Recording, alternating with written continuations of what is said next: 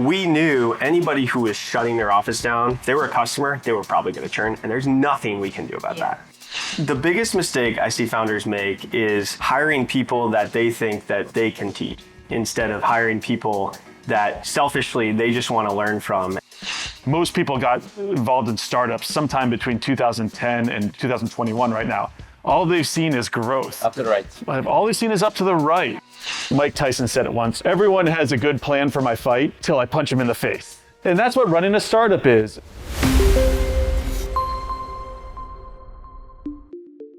Robin had tens of millions of dollars in revenue, but then the market crashed and their product wasn't a fit anymore. Meet the leaders of Robin, a really cool workplace management app. When the world transitioned to hybrid and remote work, they had to pivot. They had to change everything, and they even had to bring in a new CEO. This is how you scale when your market completely changes. By the way, this podcast is sponsored by Infobip, our own scale up for scale ups. More on that later. So let's start from the beginning. If you could explain a bit about Robin's background, because before products, there was an agency. Yeah, so the origin story of Robin actually is 4 or 5 years before Robin really existed, and in a lot of ways even longer before that. So I actually grew up with my co-founders Sam and Zach in the same town. Sam and Zach are twins, and we're on kids soccer teams together, and we were friends throughout school for the most part, but not super close, and sort of reconnected after I graduated college. They were still in college. And we were working on a few projects together, just in the sort of tech blog space. Oh, really? And through that, I had a job at the time at an ed tech company, a software company in Western Massachusetts. And what year was this around? This would have been around 2009. Okay. We were kind of thinking, hey, we could do this. We could do this thing. We could start an agency. I could quit my job. We'd pay ourselves basically nothing and hopefully make enough to live. And started that with just the three of us. Actually, had a fourth partner at the time, and built that agency. I would say from 2010 through 2014 when we started Robin, not significantly, but up to like 14, 15 people, and the agency world is a slog. We always we were incubating products at the agency anyway, always working on fun side things as, work would ebb and flow. And, so always wanted to be a product company. And towards the end, we had been working on this product called Buzzbands at the time, which was it was like an RFID wristband. And we would pair that to somebody's social identity online, so your Facebook account or your Twitter account, and we would then have all these real world things that you could interact with, and we were selling this primarily to events. So your wristband would be kind of your ticket into the event, be it nightlife events or concerts. Inside the event, there'd be fun little interactive things like scavenger hunts or prizes or surveys you could take, and that would be your digital identity. And in a weird way, that was sort of the original version of Robin, about 1,000 pivots before what we are now. It was still very heavily professional services. Every job was different, bespoke, had different needs. And I would say the one thread we kind of kept through that was this idea of understanding who was in a space and then having the space sort of interact to that person being there.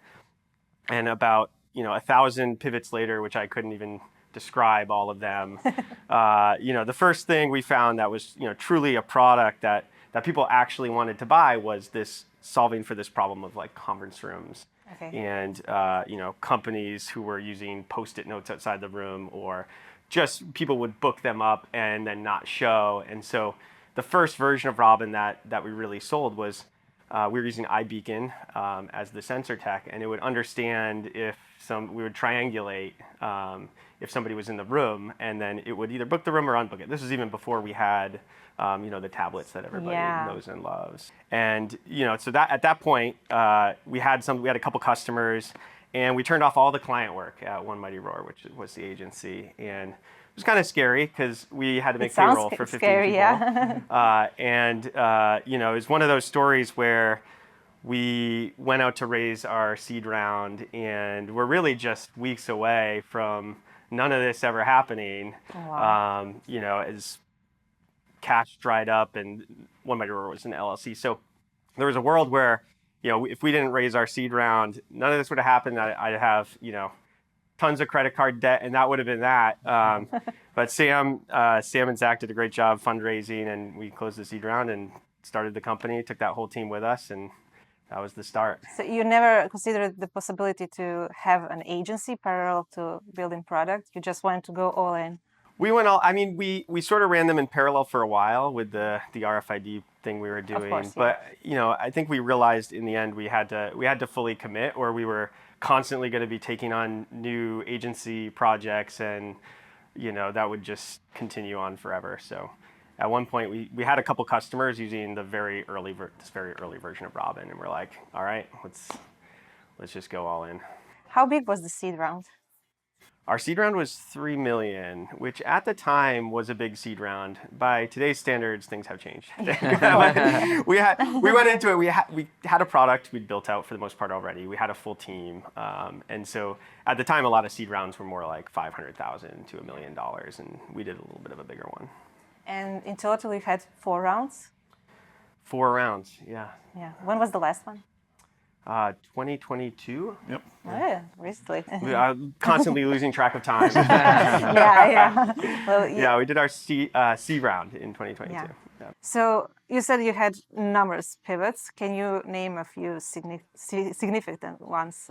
Yeah, so going from what was Buzzbands to Robin was a whole bunch of sort of micro pivots.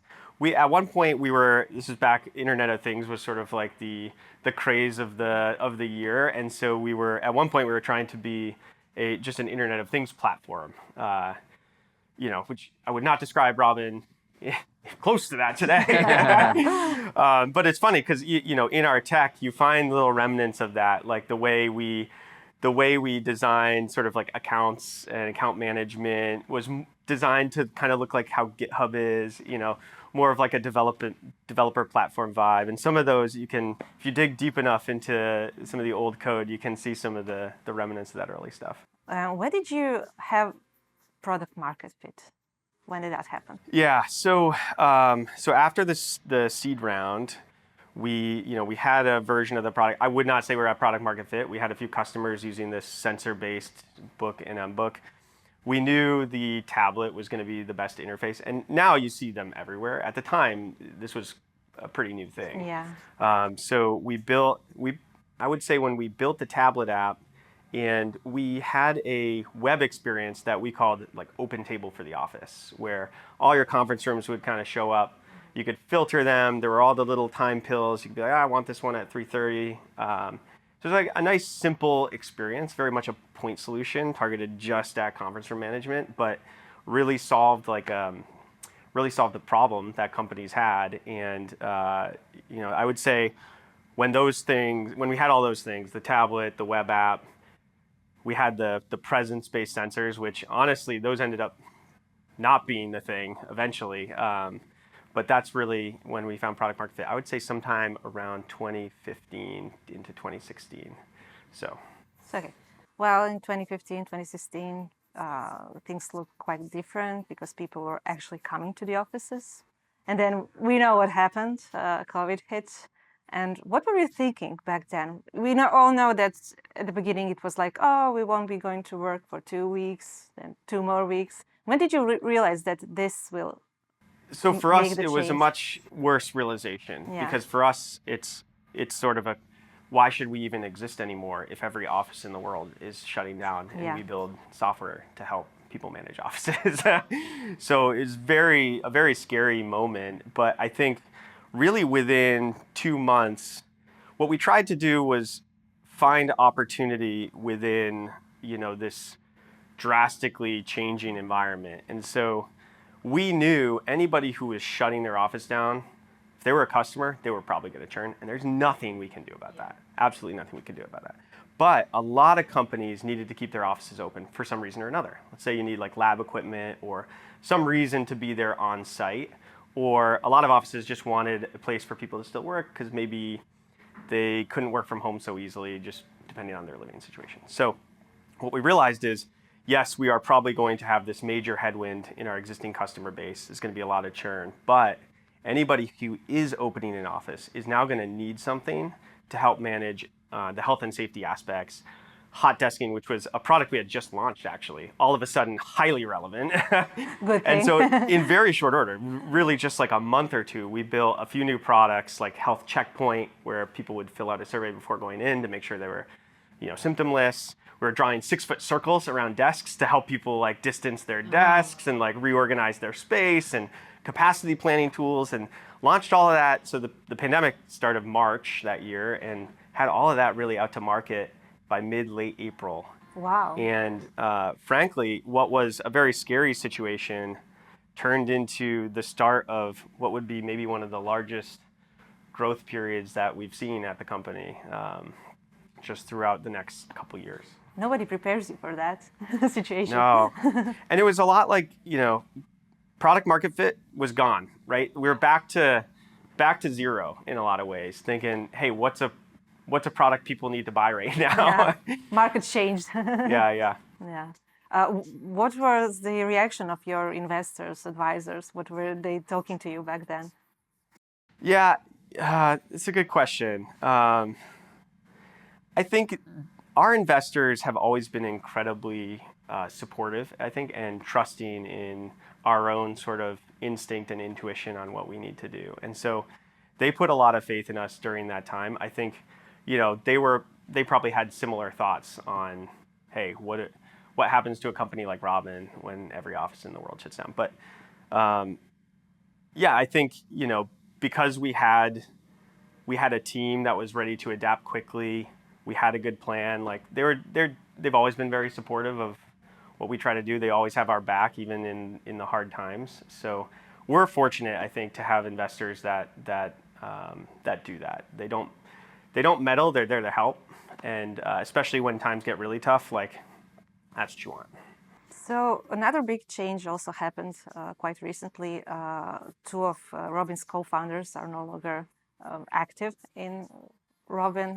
What happened there, and how did that affect on scaling up the company? Yeah, it's interesting. So Sam, who was our CEO, I admire in so many ways. He is probably the best 0 to 1 founder that I know.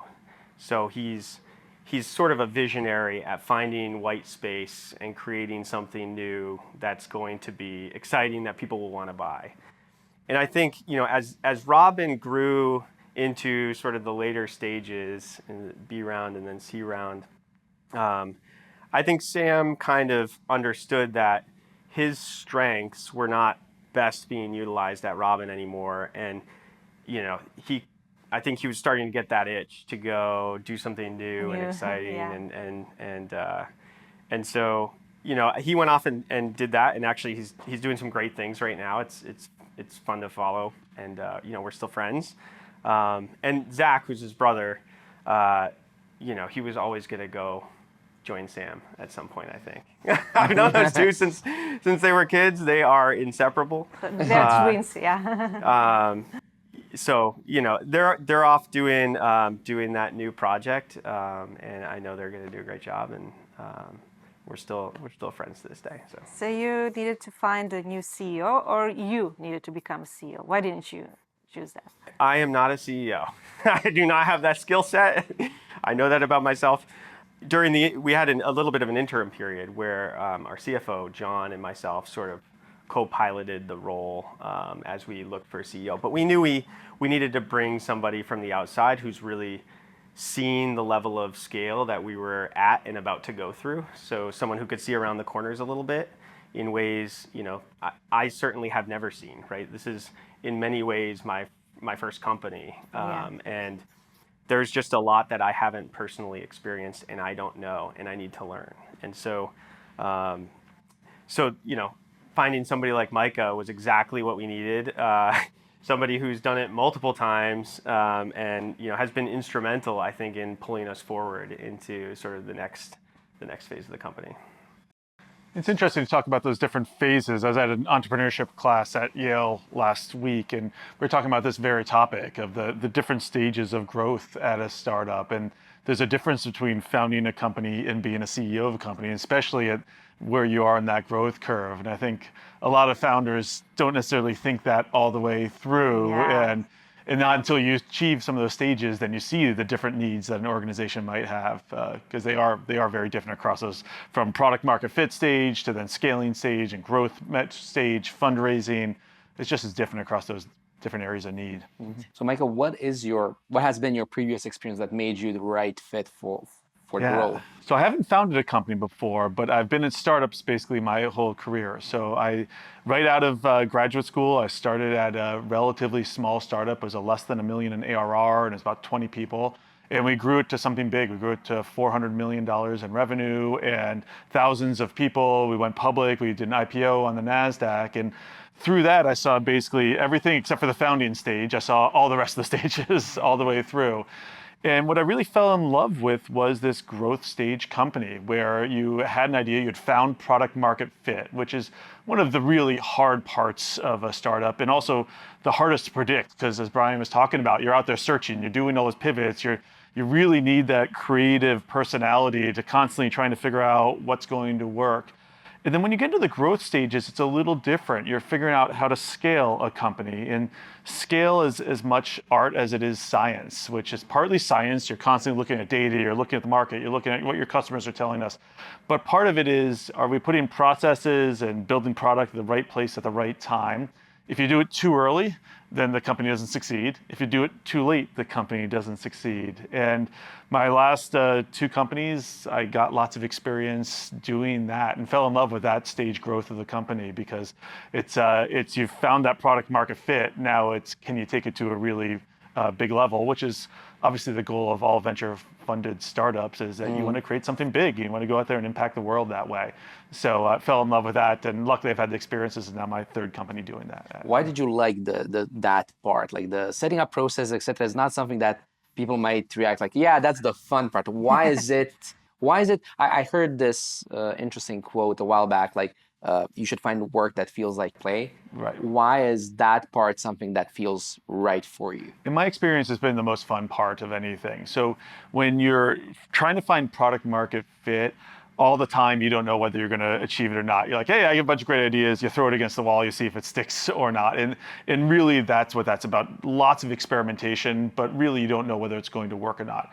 When a company gets really big, then it's really about preserving what you've already created.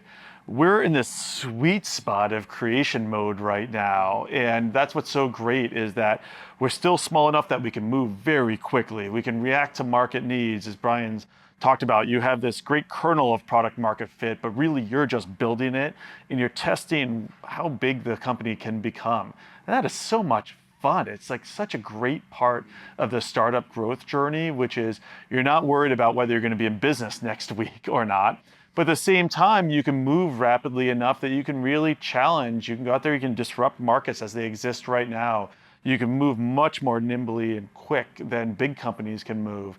And in my time in the startup universe, I found that to be the most fun time. I just think that's great, because you're really able to build. You can see the light that you can be something big. You haven't achieved it yet, but you're still small enough that you can take risks. You can go out there and do something that other companies can't do at all. So it's this great, you think about the story of Little Red Riding Hood, right? It's sort of like the porridge, is that the porridge one, right? Is that the right, no, Little Red Riding Hood, the right one? No, Goldilocks. Goldilocks, sorry. Goldilocks, wrong story, right? Goldilocks, which is like too small, the classic startup story, Goldilocks. Too big, right? Seriously, it's like it's the Goldilocks time in startup. Sorry for getting the wrong. I love the fact that you just used porridge as a metaphor for scale. But exactly right. It is. Yeah.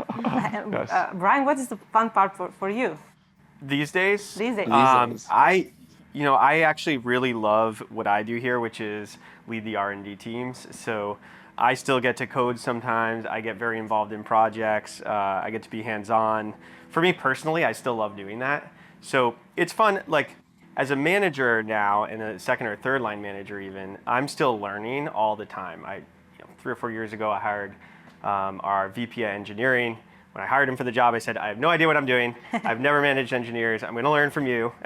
and every year I've been sort of on that growth journey personally, just learning how to manage teams, and that's been really fun for me. But what's also great is I get to be involved and help build and help solution, which is always fun too. And you don't have to be a CEO. I don't have to be a CEO. Great. What have you learned from that experience? Because again, you said you hired a VP engineering, you hired a CEO. What do you think that founders need to understand about hiring people that can take on these big responsibilities, which can like either turn a company around or can like, well... Yeah, I think the biggest mistake I see founders make is hiring people that they think that they can teach instead of hiring people that selfishly they just want to learn from, and people who they can basically give the keys to the car to, and people who have done it before, who have the experience. So that's always been my philosophy when it comes to say hiring a VP of engineering who's done it before. Who I say, hey, here's the keys. I'm gonna take me along for the ride because I'm here to learn too, and I want to grow too. And same with hiring a CEO. I think it's the same sort of mentality of I've never done this before. I'm not going to pretend I know these things. I would rather hire somebody amazing who has done it before, who I can learn from. It's not just good for the company, it's good for me. It's like a selfish thing. But a lot of founders don't do that. They always want to be at the helm, or they want to hire people who they can mentor and teach, and therefore they're never really raising that bar. And how does the onboarding process looks like for CEOs? How did you onboard Micah? How did you onboard me? I'm interested to hear this. Said, Micah, keys. Here's the company. Here's the keys. Gosh, I'm trying to think now. Think back to what was that like? I can talk about my process. Yeah. I mean, Micah, when we hired Micah, he, I think, already kind of knew how to onboard himself in a way. Okay. So, we, as a board, we went out and did the CEO search, and, eventually hired Micah, made the offer to Micah. Micah agreed to join immediately. He's scheduling time with all the executives. He schedules an offsite. I'm like, oh, okay. This is what a CEO looks like, oh, this is good. So in a way, I think a great CEO hire really just ended up onboarding himself. That's a good expectation to have for the CEO. When you go through that process, you should be learning as you go through the interviewing process and everything else. Interviews should always be both ways. And as much as Brian, the rest of the board, the rest of the team were interviewing me, obviously, as you go through that process, I'm also trying to learn a lot about the organization. And I think that's why it's important. I like to say, when I'm joining a company, you really want to make sure there's a right fit both ways. And then also, does my skill set fit what the company needs? Like, I need to evaluate that very specifically, because as Brian talked about learning from each other, there needs to be that right fit. And if I see that it's not the right situation for me, then I know that I'm not going to be able to help the company really well. So I spent a lot of time doing that. And our process, our conversations lasted several months. So you get to know each other well. And by the time I had accepted the offer, was coming on board as Robin's CEO, I had a deep perspective in my mind at what I thought the company needed, what relationships we needed to build, what the first steps of that process would be. I mean, I definitely did not have the answers. I don't want to say that at all, but I knew some of the things that needed to happen next, and I wanted to facilitate those conversations. If there is organizational moves we need to make, facilitate those organizational moves. So certainly we sort of jumped right in on that. Yeah, and I think we didn't want to necessarily just try to indoctrinate Micah into the way we've always done things. So I think what really worked out is, having trust that, hey, Micah knows how to run an executive team. He knows how to run a company at this size. Like, let's not overdo it on, hey, here's how we do things. Let's kind of let him come in and steer and see where that takes us. And I think through the interview process, like, you build a lot of trust, and you have to, right? You're hiring your CEO. So you have to trust that they're going to be able to do that, and things that maybe we did a certain way for a long time, we just have to set that aside and think about, hey, how does Micah want to do this? Let's see how he will do things. Were there early on any situations where, while you wanted to have trust in everything, were there some decisions of yours where you didn't align on that then you had to like discuss or sort in some other way? Or was it just a matter of, okay, we're not sure about this, but he's now the CEO. We need to try this. How did that process look like early on? I'll take it from my perspective. Yeah. So first of all, I'd say there's lots of decisions where, I mean, I think that's part of a strong startup culture is that where you have very healthy debates and that we always don't see eye to eye. You know, we talk about teams coming together, and I think a really important part of that is that diversity in perspectives and thought process and how we should do things. And I think that's really a healthy part. Now, it should be a two-way street. Certainly, as I know some places, I'm sure I've ultimately had to make some decisions that Brian didn't agree with, and vice versa. That we've done some things that I've been like, I don't know if that's the way I tackle it, but I'm going to trust the team. I'm going to trust the process. I think the important part, though, is having that debate out there in the open, understanding all of those perspectives, and then we spend a deep focus on this, and it's something we have to come back to often. I know Brian and I spend a lot of time talking about this, is making sure that we understand the why we've made a decision. So not just what the decision was. A lot of companies focus on the what. We spend a lot of time on the why. So why internally, we've had that debate, but then also why with the team, because the team needs to have buy-in to the decisions we've made. And I think that's one of the most important things at a startup is that buy-in piece, because once again, you're building something from nothing. Really, we require a lot of passion and creativity to do what we're doing. And if people don't believe in what they're doing, they're not going to bring that to the role. You know, talked about the job that you love. You love a job that you're passionate about, that you believe you're making a difference in, that you can see what you're doing. People might not always agree, but at least they should understand why we've made that decision. So we spend, we think about our process, we spend a lot of time on that, and I'll let you fill in. Yeah, no, I would just echo all of that. Like, there are plenty of things that we've disagreed on, we've debated about. I think even at that first offsite, so when we hired Micah, literally the 3 weeks later, all the executives, we went off site for a couple days, and we argued about things. And it was like really healthy to have that conflict, I think. And at the end of the day, you're never gonna build a consensus, right? There's always gonna be things you disagree on, maybe still at the end, but you agree to sort of trust the process, trust the team, and commit together. And I think that's been a really important evolution on how our executive team has operated since Micah joined us. As far, you mentioned like the job of the CEO in a scale up, like looking at tactically, what is, in your opinion, the job of a CEO now in the scale up phase? What is the most important things you need to do? So a few things. I'd say there's three major jobs as a company's really growing in that scale phase. The three major things I think are the job of the CEOs. First of all, is setting the company's overall direction and strategy. Once again, we talk about that, but making sure everyone understands it, everyone's bought into it, that it's clear, our goals are aligned, and then each team can execute well against that communication is going well. So related to that is building the culture of the company, that you've built a company that attracts the types of employees, that retains the types of employees, that encourages them in ways for us to be able to execute against that strategy.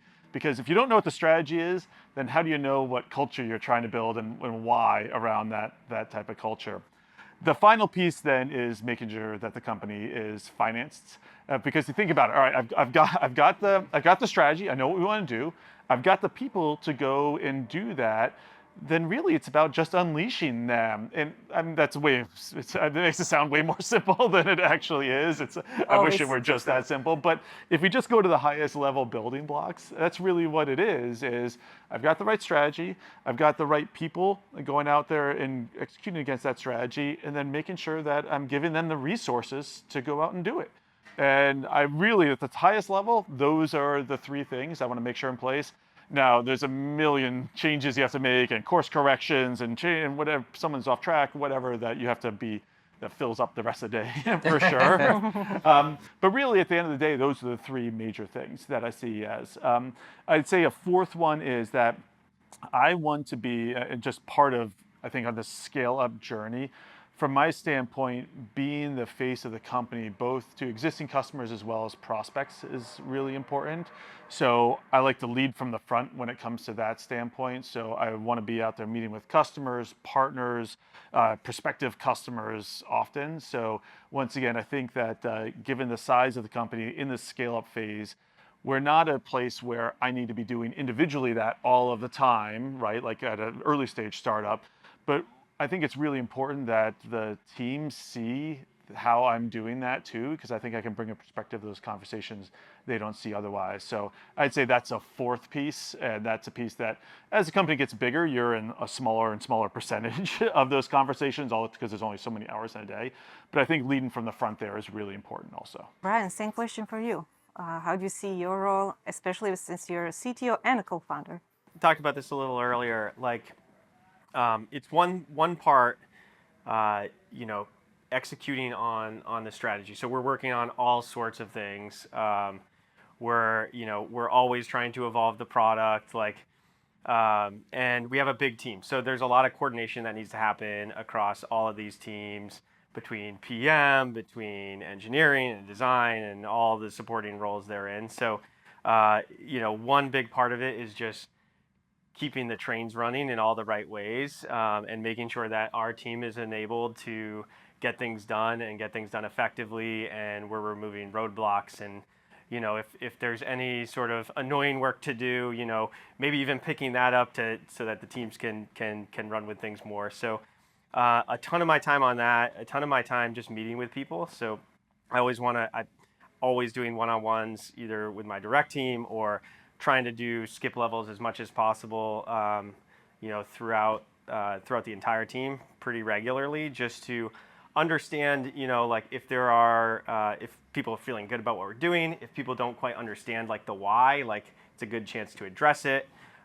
So I would say most of my time is spent on those two things. And like I said earlier, I try to keep a little bit of time to still get very hands-on, which is maybe just a selfish thing because I love engineering, I love the work. But I also think it just keeps me very like in tune with the tech that we're working with how the teams are working, our process, and all of that. Micah, I'm interested in your perspective also because so for companies that are also scaling up like Robin, you have obviously access and have met with customers that are those types of companies. How has scaling up also changed as far as the work environment? Again, you're a company that's all into hybrid work now. Has scaling up changed in some way? Also based on that, some people are working remotely, people are working from the office, and so on. Yeah, it has changed. And I think it's become a bit more challenging for people. So I think we've seen a few things happen. Easier in one way, because you're able to then, when the pandemic hit, everyone went remote, then all of a sudden everyone started hiring people wherever they. So in one way, it became a little easier because you go find the talent that you're looking for in any location, everyone's working from home. On the flip side, what I've seen is that the identity of the company has become much more challenging. What is the culture of the organization? The culture is the tie that binds. It's the glue that holds us all together, working towards a common mission. And I think that's become a lot harder when people become a little bit more sort of free agents or mercenaries. And I think that's been a little more challenging for companies in that scale up phase because they're trying to hold together their identity that they created when they were really small, but you're adding these people rapidly. And what is that glue that holds you together? And actually, I heard I won't say the company's name, but one of the best known software companies out there in the world, I was talking to their head of corporate strategy, and they were talking about going out there and identifying targets that they go and acquire. And they said they were steering clear of all remote companies because they found they're like, what are they? Like, what are they really? Having a hard time getting our arms around what is the culture that's such a big part of. They went and look at acquisition targets. Would their culture fit into the larger corporate culture? And ultimately, that was a big thing for them, obviously, as they try to incorporate them and integrate them into their company. And he said, if I can't go out there and judge what that is, then it's hard for me to see how it fits together with our company because culture is so important to our company. So I think that's something that if we go out there and look at companies that we've seen it ourselves is that a lot of people in tech were very quick to embrace remote work. We see that coming back a lot now, especially the past year. And I'd say even a year ago in tech, we see it ourselves. A year ago in tech, people weren't really interested. They were worried about their employees, but they've seen that impact of not having people together, that there are a whole bunch of intangibles associated with that. And now all of a sudden we've seen tech kind of jump back to one of our top products, our top segments within our customer base because they're finding how important it is to them. Do you think that then companies will just like in some way be divided into remote first companies and again these hybrid ones in terms of because I do wonder if the estimation of the company you mentioned was fair, or was it just because they were a hybrid company, they just weren't in the position to evaluate it, while maybe a company that was remote first would understand how to evaluate a remote culture. They were a company that was going through this exact transformation.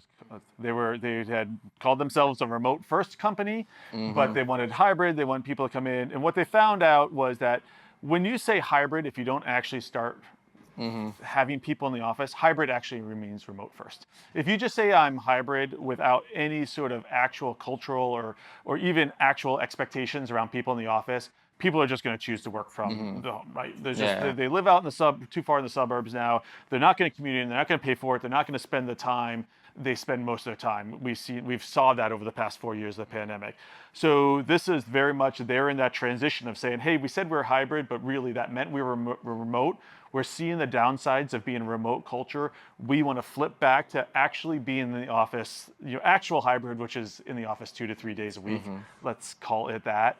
So they're looking for companies that more fit that profile than remote companies. And I'd say we see a lot of companies in that journey right now, which is, hey, we see the benefits of being hybrid, but hybrid means you're actually together with some regularity, right? Not, we're calling ourselves hybrid, but we have the option of going to the office, which means we rarely actually go in, which is what most companies that call themselves hybrid actually look like. So have you seen any differences as far as hybrid work goes between Europe, Asia, the US? For sure. So we are seeing the US has been the slowest to return to the office. Asia and Europe have been. Asia was the fastest at returning to the office. Europe has been right behind Asia, and then the US is way worse than all of them.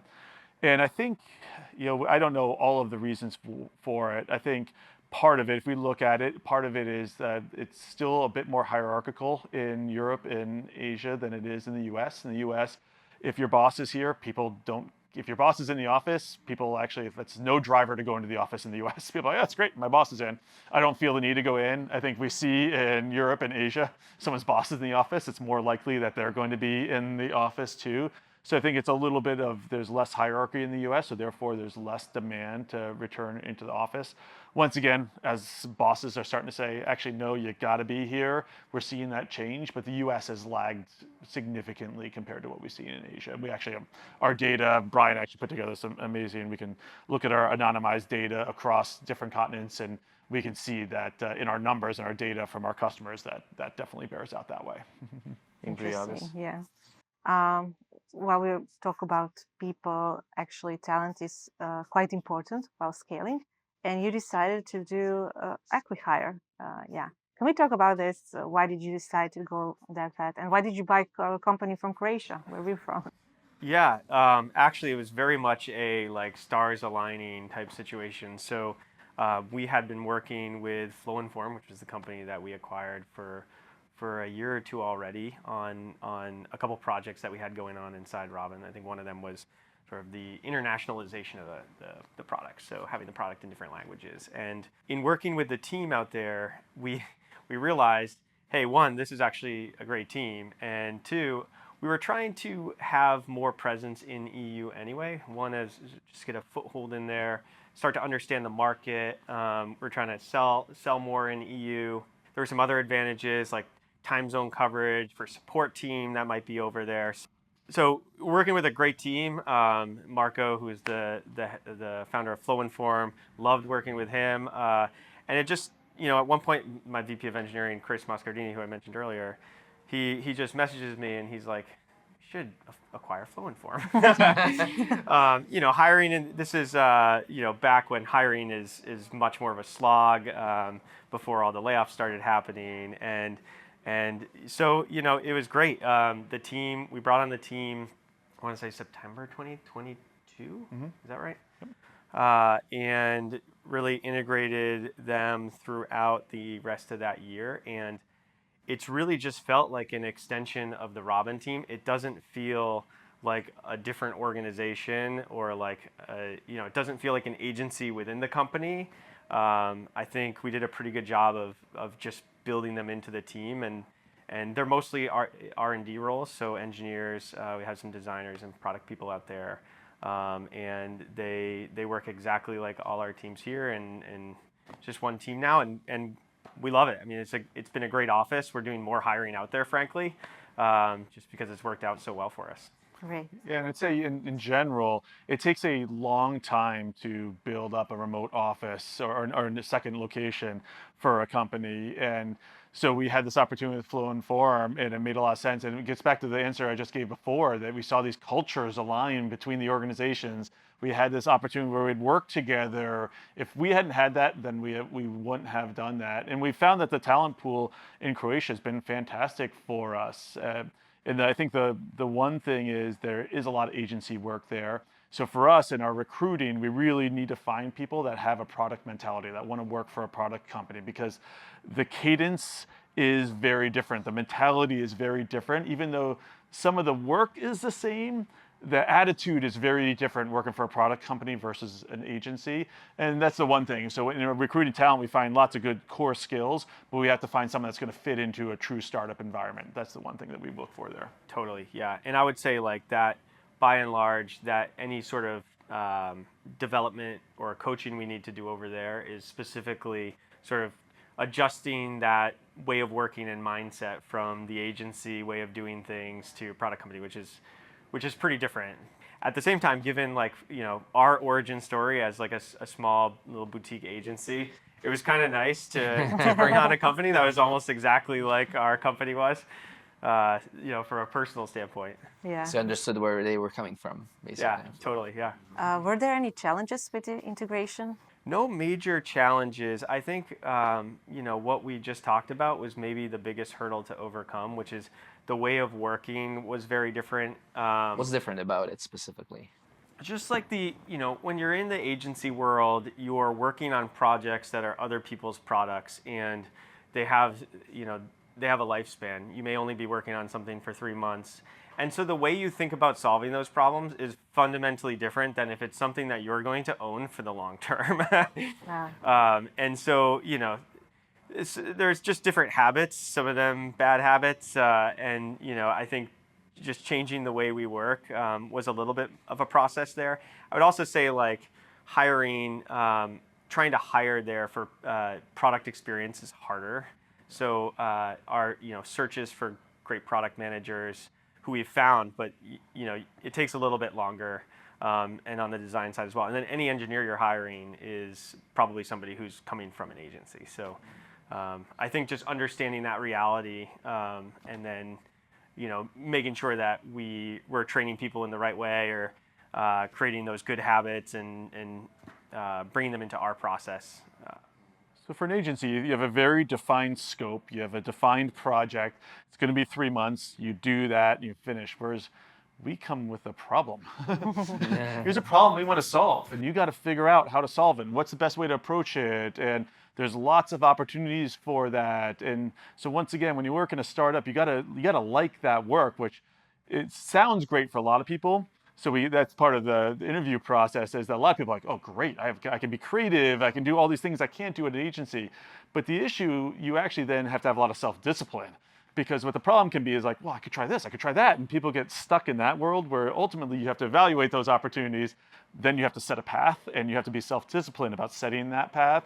So the mentality, that's what you're talking about, is very different than an agency work associated with that. It is, though. It's been nice in that I think it's a draw for people to want to come work at Robin out there, because you have the opportunity to work at a product company, which, you know, you get to own a real problem and work on it and pour your own, you know, blood, sweat, and tears into it. And it's not something you're kicking out the door in 3 months to somebody else.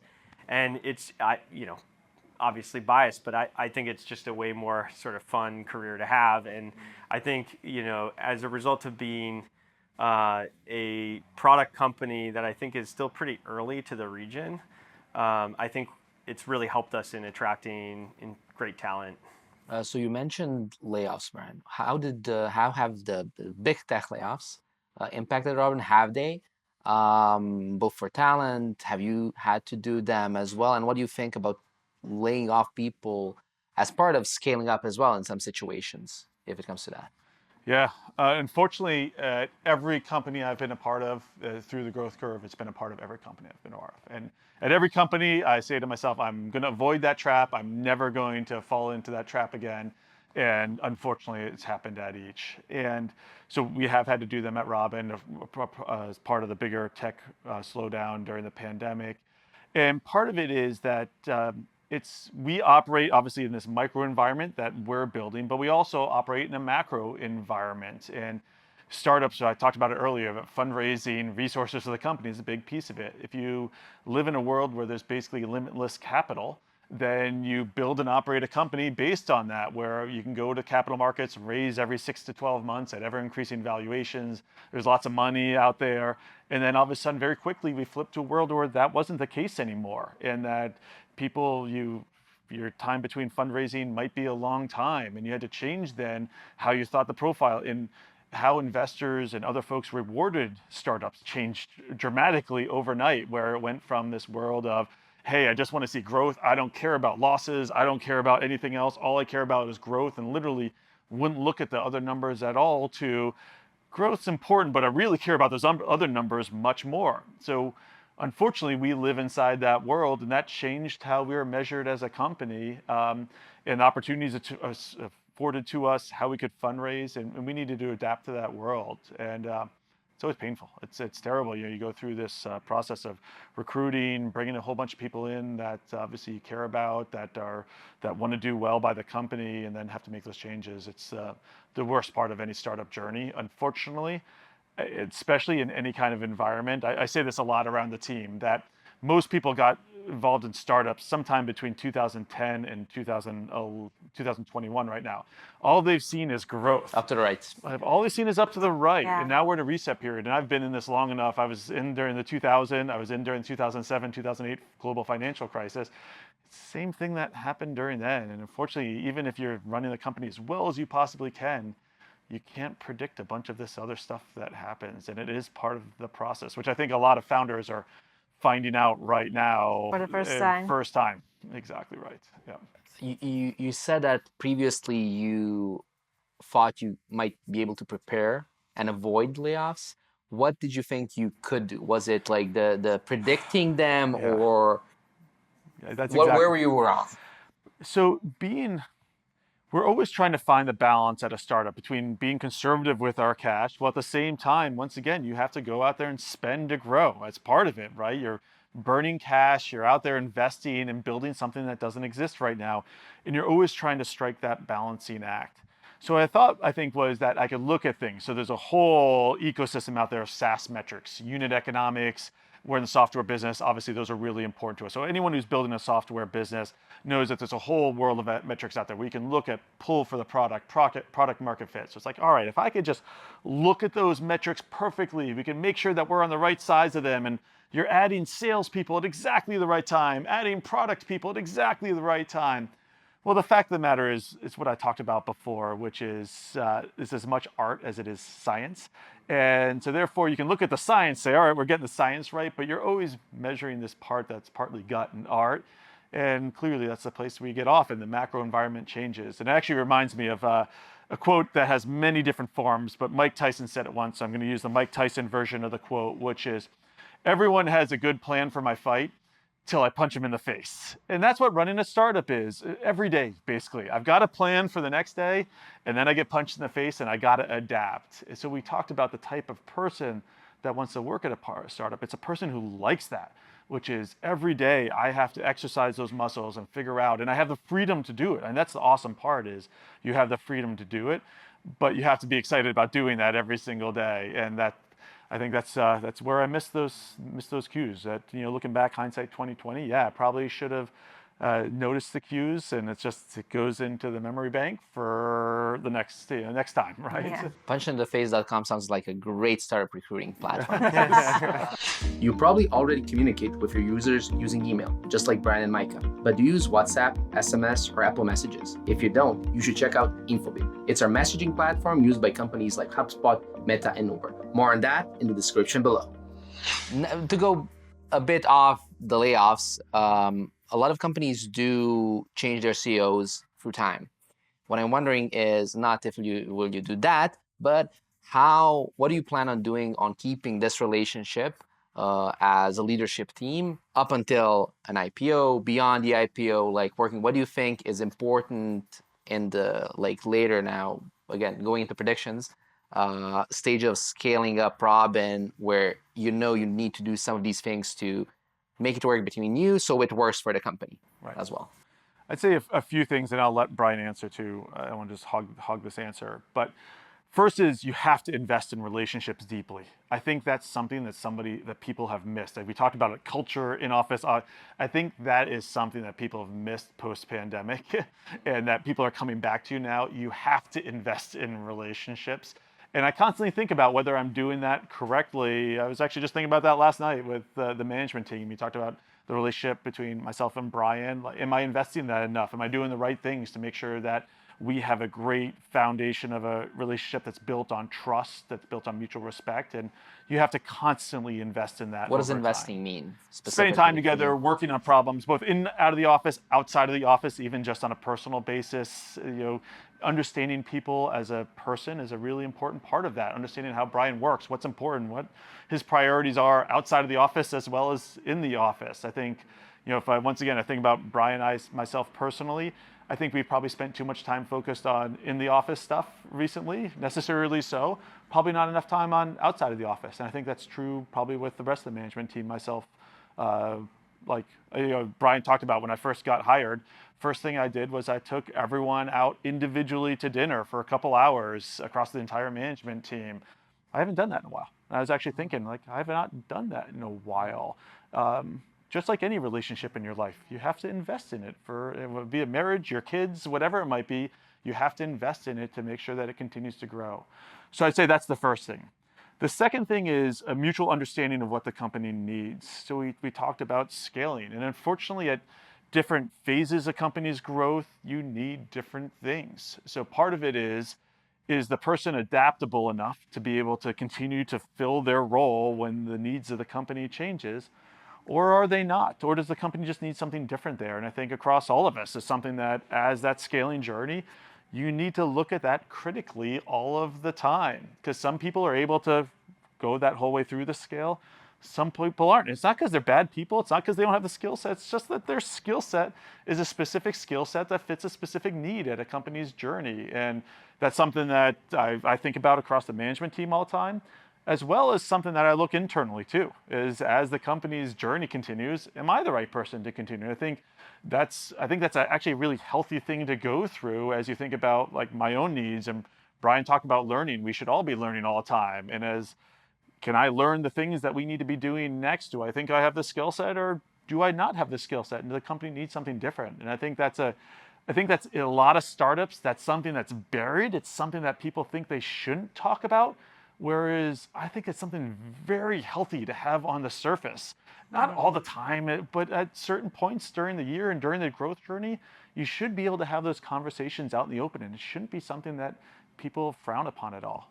I'll let you answer that question. One thing I'll add, I think a sign of a great management team is when it feels like that's the first team. So that's like the main team that I belong to, as opposed to each department being, hey, my team is the engineering team, and we're just all going to convene together as a management team and talk. So it's a subtle difference, but it's very important where that core group of management or executive team feels like that's actually the core team. And we're going to get aligned. We're going to get to know each other. We're going to build a ton of trust there.